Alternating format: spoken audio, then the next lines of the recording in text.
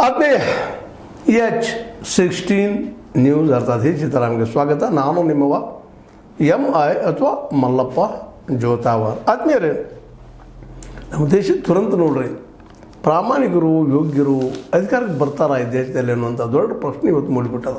ಸ್ವತಂತ್ರವಾದ ಮೀಡಿಯಾಗೆ ಬೇಕಾಗಿರುವುದು ಸ್ವತಂತ್ರ ಧ್ವನಿ. ಆ ಸ್ವತಂತ್ರ ಧ್ವನಿ ಉಳಿಸಲು ನೀವು ಮಾಡಬೇಕಾದದ್ದು ಇಷ್ಟೇ. ಅದೇನಪ್ಪಾ ಅಂತಂತಂದ್ರೆ, ನಿಮ್ಮ ಕೈಲಾದಷ್ಟು ಸಹಾಯ ಈ ಚಾನಲ್ಗೆ ಮಾಡಿ ಹಾಗೂ ನಿಮ್ಮ ಧ್ವನಿಯನ್ನು ಕಾಪಾಡಿಕೊಳ್ಳಿ.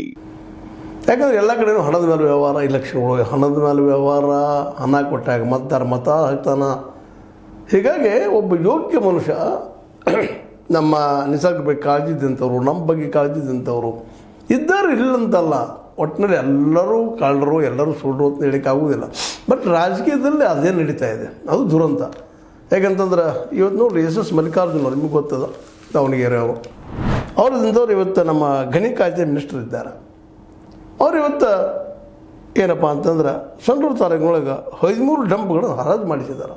ಅಂದ್ರೆ ಗಣಿಗಳ ಒಂದು ಖನಿಜಗಳನ್ನು ಹರಾಜು ಹಾಕಿಸಿದ್ದಾರೆ. ಅಂದ್ರೆ ಇದನ್ನ ಯಾಕೆ ಈ ಮಾತನ್ನು ಒತ್ತಿ ಹೇಳ್ತಾ ಇದ್ದೀನಪ್ಪ ಅಂತಂದರೆ, ಇದು ಸುಪ್ರೀಂ ಕೋರ್ಟ್ನ ಉಲ್ಲಂಘನೆ ಆಗ್ತದೆ.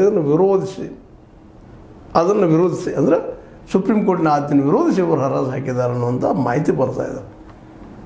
ಯಾಕಂದ್ರೆ ಈ ದೇಶದ ಖನಿಜ ನೋಡ್ರಿ, ಹಿಂದೆ ನಮಗೆ ಜನಾರ್ದನ್ ರೆಡ್ಡಿ ಯಾವ ರೀತಿ ಮಾಡಿಟ್ಟು ಹೋದರು.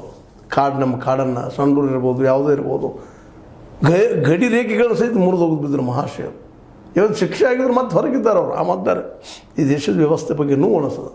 ಅದರಲ್ಲೂ ಆ ವಿಷಯದ ಬಗ್ಗೆ ನಮ್ಮ ಸಮಾಜ ಪರಿವರ್ತನಾ ಸಮುದಾಯದ ಸಂಸ್ಥಾಪಕ ಅಧ್ಯಕ್ಷ SR ಹಿರೇಮಠ ದೊಡ್ಡ ಹೋರಾಟ ಮಾಡಿದ್ದಾರೆ. ಅದನ್ನು ನಮ್ಮ ಮೀಡಿಯಾನ ಸಹಿತ ಇವ್ರ ಬಗ್ಗೆ ಅಂತ ಹೇಳ್ಕೊಳ್ಳುವಂಥ ಯಾವುದೇ ಒಂದು ಏನಪ್ಪ ಅಂತಂದ್ರೆ ಪ್ರಸಾರ ಮಾಡಲಿಲ್ಲ ಅಂತ.